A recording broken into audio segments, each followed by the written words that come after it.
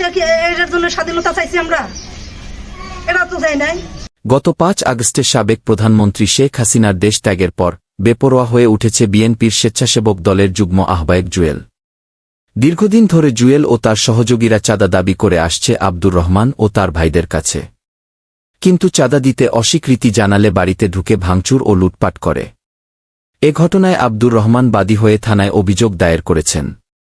অভিযোগ সূত্রে জানা যায়, সিরাজগঞ্জের সদর উপজেলার শিয়ালকোল ইউনিয়নের জোয়ালভাঙ্গা গ্রামের মৃত কুদ্দুসের ছেলে জুয়েল বেশ কিছুদিন ধরে চাঁদা দাবি করে আসছে আব্দুর রহমান ও তার ভাইদের কাছে।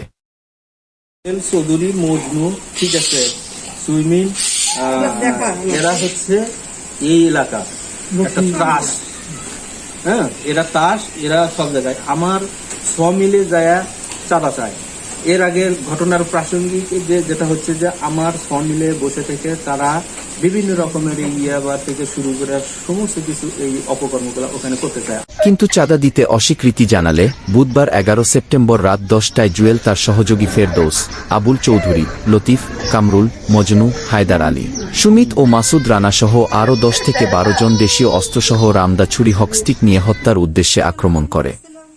কিন্তু কাউকে না পেয়ে বাড়িঘর ভাঙচুর করে প্রায় ৪ লাখ নগদ টাকা সহ ১০ লাখ টাকা সমমূল্যের গহনা লুটপাট করে জুয়েল বাহিনী। এই জুয়েল, ফেরদৌস চৌধুরী, তারপরে হচ্ছে লতিফ, বক্কার, মজনু, সুমিন, এগুলা এসে আমাদের বাড়িতে হামলা করছে। শুক্রবার সরজমিনে দেখা যায় আব্দুর রহমান ও তার ভাই হাশেম, জাহাঙ্গীর ও আব্দুল আজিজের বাড়িঘরেও ভাঙচুর করা হয়েছে। এ সময় তারা লুটপাটের বিষয় মিডিয়ার সামনে উল্লেখ করেন। এ সময় এলাকাবাসী জানায়, জুয়েল ইয়াবা সেবন ও মাদক কারবারির সঙ্গে সম্পৃক্ত। এলাকার লোকজন তার ভয়ে মুখ খুলতে পারে না। ২৫ থেকে ২৬ জন হবে এরকম, এবং কারো মুখ চেনা গেছে, কারো মুখ চেনা যায় নাই। এমপি নামধারী, হ্যাঁ, আওয়ামী লীগ করতো বিগত সময়ে, তাদের পরিচয় আওয়ামী লীগ এবং এই সমস্ত কলাফনের সাথে তারা ঘোরাফেরা করতো। এখন এসে আবার বিএনপির সাথে তারা ওলকার সাঙ্গভঙ্গ দিছে, এবং যারা টোটালি একটা সুবিধাবাদী বলা চলে। হ্যাঁ, ইউনিয়নের চেয়ারম্যানের সাথে তার ছবি আছে, ইউনিয়ন আওয়ামী লীগের সভাপতির সাথে তার ছবি আছে, তারপরে এই জেলা যুবলীগের সেক্রেটারির। অভিযোগকারী আব্দুর রহমান জানান, আমরা ২ ভাই চাকরি করি, একই সঙ্গে ব্যবসা করি। দীর্ঘদিন ধরে চাঁদা দাবি করে আসছে জুয়েল ও তার সহযোগীরা। চাঁদা না দেওয়ায় রাস্তায় আমার ভাইয়ের দোকান বন্ধ করে দিয়েছে জুয়েল বাহিনী। তিনি আরও জানান, জুয়েল এক সময় আওয়ামী লীগ করলেও ৫ আগস্টে নতুন সরকার আসার পর থেকে এখন বিএনপির বড় নেতা হয়ে গেছে, অথচ আমরা দীর্ঘদিন ধরে বিএনপির রাজনীতির সঙ্গে সম্পৃক্ত। মামলা দেওয়ার কথা বলে বহুত লোকের থেকে টাকা পয়সা সে আমরা তো ওই ধরনের লোক না যে কারোরটা খাবো আবার কাউকে দিব, এই ধরনের। আমরা নিজে ইনকাম করি, নিজেরা খাই। চাঁদা দেওয়ার তো আমরা পক্ষপাতী না কাউকে। তাহলে একজন এসে বললি কি চাঁদা দেওয়া সম্ভব নাকি? কেন এ দেশে কি এর জন্য স্বাধীনতা চাইছি আমরা?